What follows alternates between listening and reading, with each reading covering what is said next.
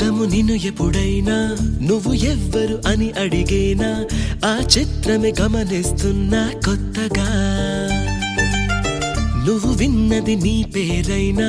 నిన్ను కాదని అనిపించేనా ఆ సంగతి కనిపెడుతున్నా వింతగా నీ కన్నుల మెరిసే రూపం నాదేనా అనుకుంటున్నా నీ తేనెల పెదవులు పలికే తీయదనం నా పేరేనా అది నువ్వే అని నువ్వే చెబుతూ ఉన్నా